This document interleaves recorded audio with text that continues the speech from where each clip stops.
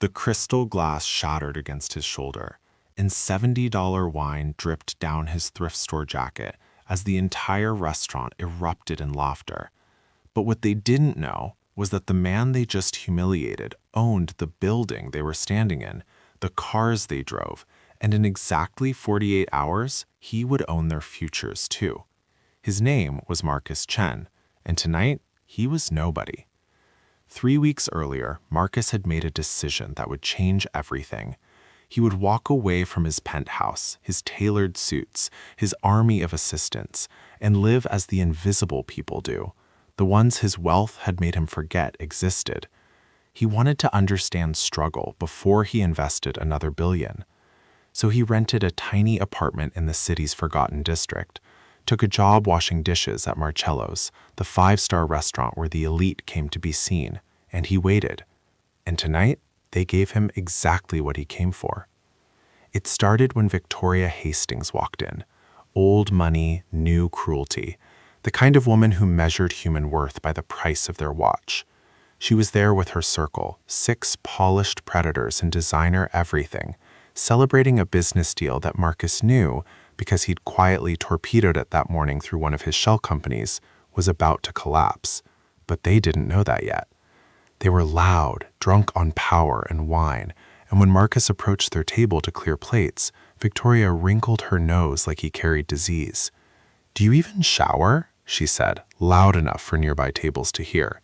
Her friends snickered. Marcus said nothing, just reached for her plate, but her boyfriend, some trust fund brat named Damien, suddenly stood, blocking him. "Did she say you could touch that?"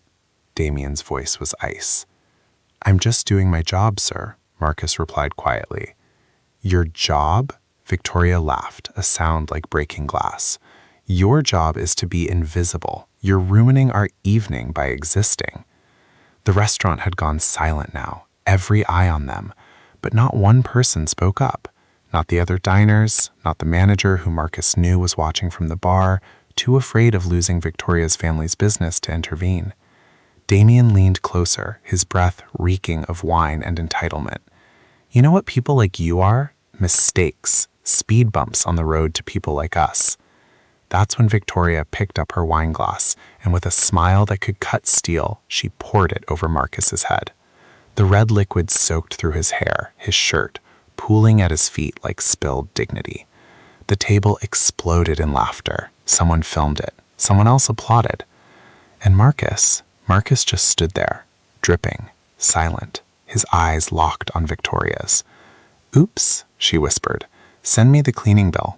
Oh wait, you probably can't afford to own clothes worth cleaning." They left 20 minutes later, still laughing, leaving a 5-cent tip on a $300 bill. Marcus finished his shift at midnight, went home, showered, and made 3 phone calls. The first was to his attorney. The second was to his chief financial officer. The third was to the owner of Marcello's, who nearly fainted when he realized who had been washing dishes in his kitchen for 3 weeks. By morning, the news hit.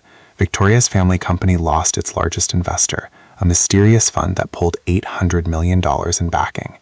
Damien's trust fund vanished overnight when his father's offshore accounts were suddenly audited by authorities who'd received an anonymous, meticulously detailed tip. The restaurant manager who'd watched Marcus get humiliated was fired and replaced with someone who'd been homeless 2 years ago, given a second chance.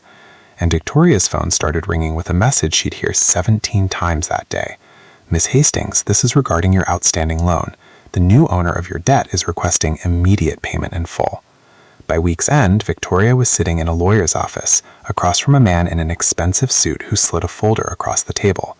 Inside was a single photograph, Marcus in his dishwashing clothes, wine-stained and silent.